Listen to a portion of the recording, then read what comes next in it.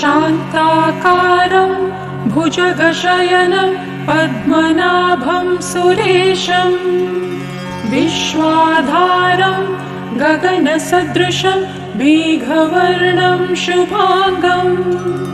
लक्ष्मीकान्तं कमलनयनं योगिभिर्ध्यानगम्यं वन्दे विष्णुं भवभयहरं सर्वलोकैकनाथं शान्ताकारं भुजगशयनं पद्मनाभं सुरेशं विश्वाधारं गगनसदृशं मेघवर्णं शुभांगं लक्ष्मीकान्तं कमलनयनं योगिभिर्ध्यानगम्यं वन्दे विष्णुं भवभयहरं सर्वलोकैकनाथं शान्ताकारं भुजगशयनं पद्मनाभं सुरेशं विश्वाधारं गगनसदृशं मेघवर्णं शुभांगं लक्ष्मीकान्तं कमलनयनं योगिभिर्ध्यानगम्यं वन्दे विष्णुं भवभयहरं सर्वलोकैकनाथं शान्ताकारं भुजगशयनं पद्मनाभं सुरेशं विश्वाधारं गगनसदृशं मेघवर्णं शुभांगं लक्ष्मीकान्तं कमलनयनं योगिभिर्ध्यानगम्यं वन्दे विष्णुं भवभयहरं सर्वलोकैकनाथं शान्ताकारं भुजगशयनं पद्मनाभं सुरेशं विश्वाधारं गगनसदृशं मेघवर्णं शुभांगं लक्ष्मीकान्तं कमलनयनं योगिभिर्ध्यानगम्यं वन्दे विष्णुं भवभयहरं सर्वलोकैकनाथं शान्ताकारं भुजगशयनं पद्मनाभं सुरेशं विश्वाधारं गगनसदृशं मेघवर्णं शुभांगं लक्ष्मीकान्तं कमलनयनं योगिभिर्ध्यानगम्यं वन्दे विष्णुं भवभयहरं सर्वलोकैकनाथं शान्ताकारं भुजगशयनं पद्मनाभं सुरेशं विश्वाधारं गगनसदृशं मेघवर्णं शुभांगं लक्ष्मीकान्तं कमलनयनं योगिभिर्ध्यानगम्यं वन्दे विष्णुं भवभयहरं सर्वलोकैकनाथं शान्ताकारं भुजगशयनं पद्मनाभं सुरेशं विश्वाधारं गगनसदृशं मेघवर्णं शुभांगं लक्ष्मीकान्तं कमलनयनं योगिभिर्ध्यानगम्यं वन्दे विष्णुं भवभयहरं सर्वलोकैकनाथं शान्ताकारं भुजगशयनं पद्मनाभं सुरेशं विश्वाधारं गगनसदृशं मेघवर्णं शुभांगं लक्ष्मीकान्तं कमलनयनं योगिभिर्ध्यानगम्यं वन्दे विष्णुं भवभयहरं सर्वलोकैकनाथं शान्ताकारं भुजगशयनं पद्मनाभं सुरेशं विश्वाधारं गगनसदृशं मेघवर्णं शुभांगं लक्ष्मीकान्तं कमलनयनं योगिभिर्ध्यानगम्यं वन्दे विष्णुं भवभयहरं सर्वलोकैकनाथम् शान्ताकारं भुजगशयनं पद्मनाभं सुरेशं विश्वाधारं गगनसदृशं मेघवर्णं शुभांगं लक्ष्मीकान्तं कमलनयनं योगिभिर्ध्यानगम्यं वन्दे विष्णुं भवभयहरं सर्वलोकैकनाथम्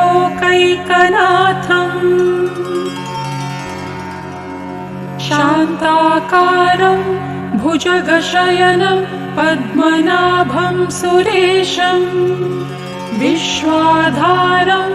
गगनसदृशं मेघवर्णं शुभांगं लक्ष्मीकान्तं कमलनयनं योगिभिर्ध्यानगम्यं वन्दे विष्णुं भवभयहरं सर्वलोकैकनाथम्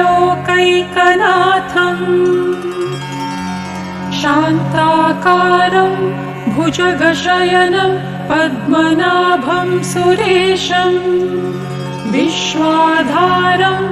गगनसदृशं मेघवर्णं शुभांगं लक्ष्मीकान्तं कमलनयनं योगिभिर्ध्यानगम्यं वन्दे विष्णुं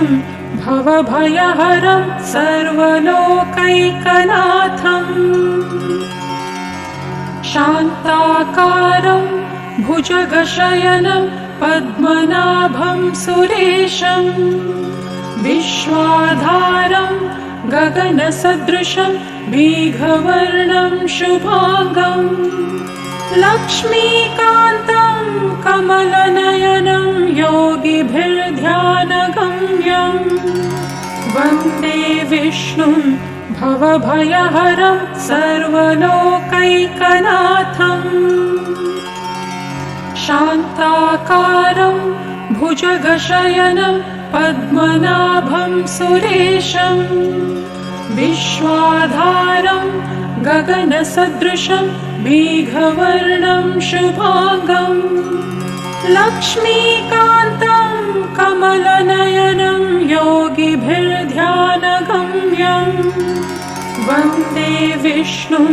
भवभयहरं सर्वलोकैकनाथम् शान्ताकारं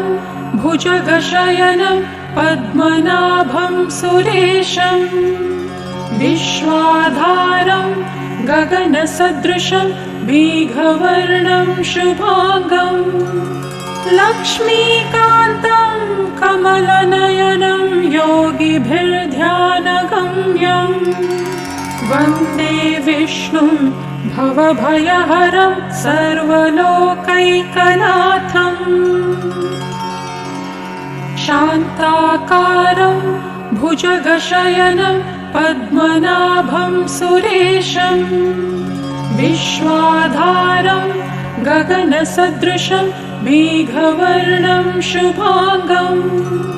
लक्ष्मीकान्तं कमलनयनं योगिभिर्ध्यानगम्यं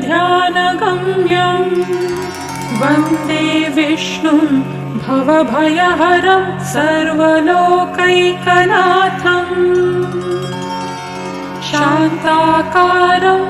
भुजगशयनं पद्मनाभं सुरेशं विश्वाधारं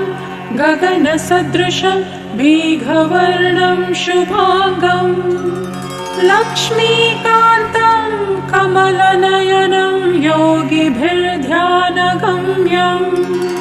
वन्दे विष्णुं भवभयहरं सर्वलोकैकनाथम् शान्ताकारं भुजगशयनं पद्मनाभं सुरेशं विश्वाधारं गगनसदृशं मेघवर्णं शुभांगं लक्ष्मीकान्तं कमलनयनं योगिभिर्ध्यानगम्यं वन्दे विष्णुं भवभयहरं सर्वलोकैकनाथम् शान्ताकारं भुजगशयनं पद्मनाभं सुरेशं विश्वाधारं गगनसदृशं मेघवर्णं शुभांगं लक्ष्मीकान्तं कमलनयनं योगिभिर्ध्यानगम्यं वन्दे विष्णुं भवभयहरं सर्वलोकैकनाथम् शान्ताकारं भुजगशयनं पद्मनाभं सुरेशं विश्वाधारं गगनसदृशं मेघवर्णं शुभांगं लक्ष्मीकान्तं कमलनयनं योगिभिर्ध्यानगम्यं वन्दे विष्णुं भवभयहरं सर्वलोकैकनाथम् शान्ताकारं भुजगशयनं पद्मनाभं सुरेशं विश्वाधारं गगनसदृशं मेघवर्णं शुभांगं लक्ष्मीकान्तं कमलनयनं योगिभिर्ध्यानगम्यं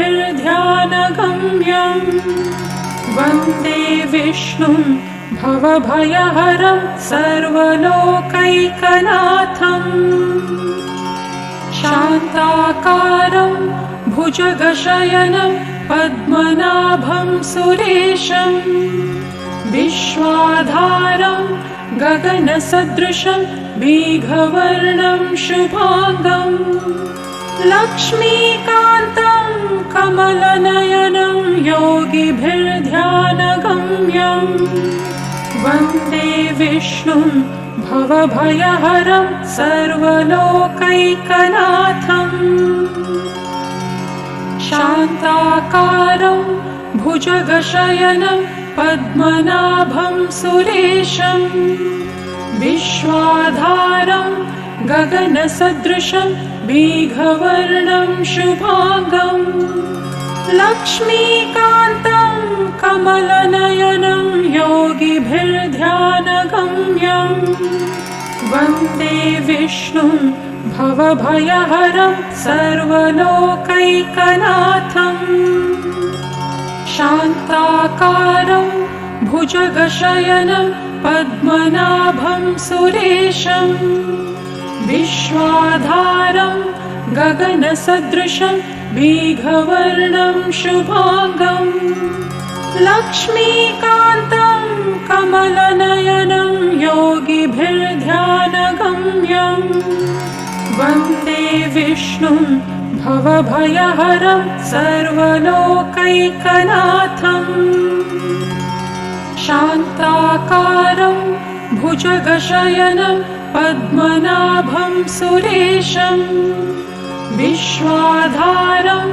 गगनसदृशं मेघवर्णं शुभांगं लक्ष्मीकान्तं कमलनयनं योगिभिर्ध्यानगम्यं वन्दे विष्णुं भवभयहरं सर्वलोकैकनाथम् शान्ताकारं भुजगशयनं पद्मनाभं सुरेशं विश्वाधारं गगनसदृशं मेघवर्णं शुभांगं लक्ष्मीकान्तं कमलनयनं योगिभिर्ध्यानगम्यं वन्दे विष्णुं भवभयहरं सर्वलोकैकनाथम् शान्ताकारं भुजगशयनं पद्मनाभं सुरेशं विश्वाधारं गगनसदृशं मेघवर्णं शुभांगं लक्ष्मीकान्तं कमलनयनं योगिभिर्ध्यानगम्यं वन्दे विष्णुं भवभयहरं सर्वलोकैकनाथम् शान्ताकारं भुजगशयनं पद्मनाभं सुरेशं विश्वाधारं गगनसदृशं मेघवर्णं शुभांगं लक्ष्मीकान्तं कमलनयनं योगिभिर्ध्यानगम्यं वन्दे विष्णुं भवभयहरं सर्वलोकैकनाथम् शान्ताकारं भुजगशयनं पद्मनाभं सुरेशं विश्वाधारं गगनसदृशं मेघवर्णं शुभांगं लक्ष्मीकान्तं कमलनयनं योगिभिर्ध्यानगम्यं वन्दे विष्णुं भवभयहरं सर्वलोकैकनाथम् शान्ताकारं भुजगशयनं पद्मनाभं सुरेशं विश्वाधारं गगनसदृशं मेघवर्णं शुभांगं लक्ष्मीकान्तं कमलनयनं योगिभिर्ध्यानगम्यं वन्दे विष्णुं भवभयहरं सर्वलोकैकनाथम् शान्ताकारं भुजगशयनं पद्मनाभं सुरेशं विश्वाधारं गगनसदृशं मेघवर्णं शुभांगं लक्ष्मीकान्तं कमलनयनं योगिभिर्ध्यानगम्यं वन्दे विष्णुं भवभयहरं सर्वलोकैकनाथम् शान्ताकारं भुजगशयनं पद्मनाभं सुरेशं विश्वाधारं गगनसदृशं मेघवर्णं शुभांगं लक्ष्मीकान्तं कमलनयनं योगिभिर्ध्यानगम्यं वन्दे विष्णुं भवभयहरं सर्वलोकैकनाथम् शान्ताकारं भुजगशयनं पद्मनाभं सुरेशं विश्वाधारं गगनसदृशं मेघवर्णं शुभांगं लक्ष्मीकान्तं कमलनयनं योगिभिर्ध्यानगम्यं वन्दे विष्णुं भवभयहरं सर्वलोकैकनाथम्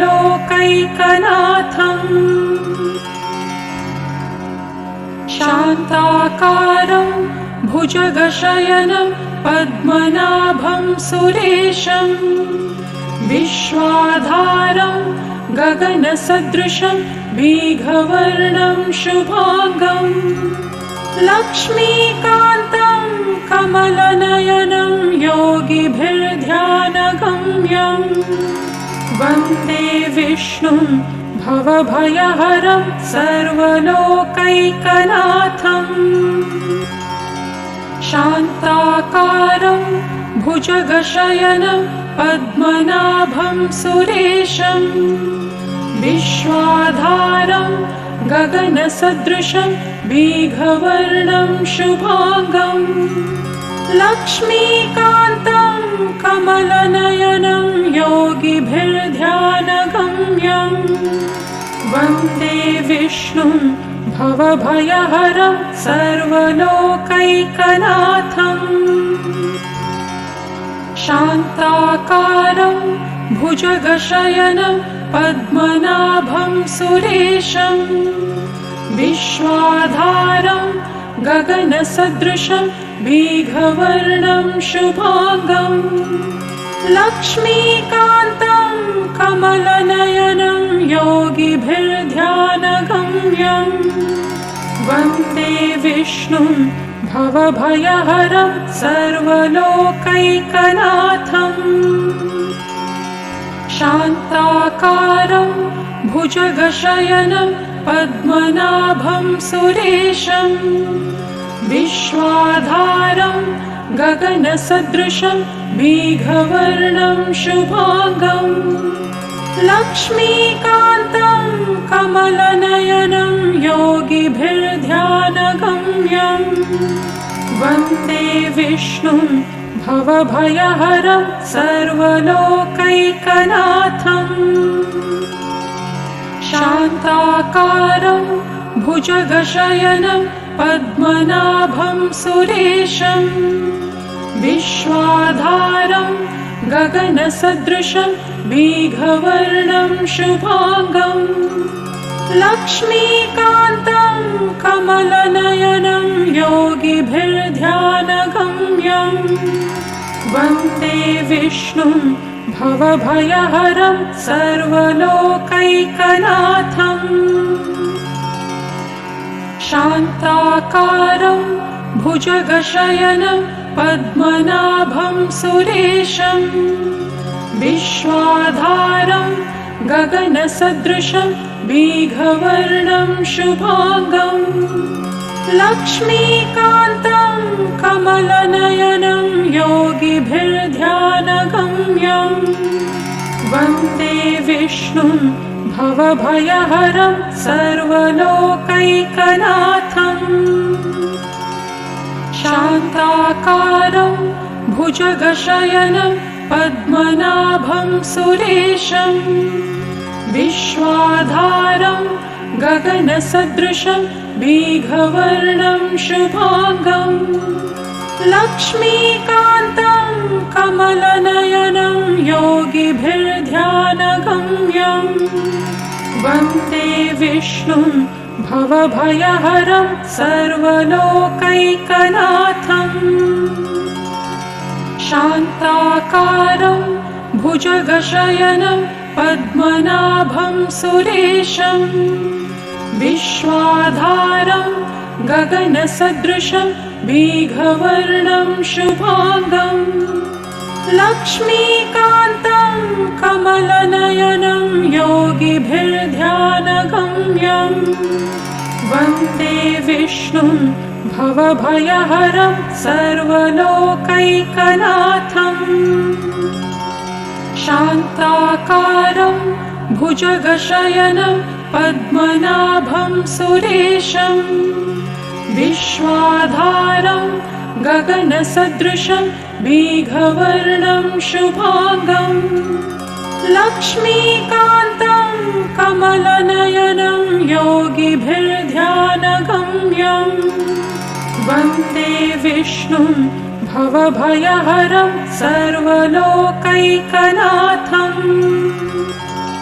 शान्ताकारं भुजगशयनं पद्मनाभं सुरेशं विश्वाधारं गगनसदृशं मेघवर्णं शुभांगं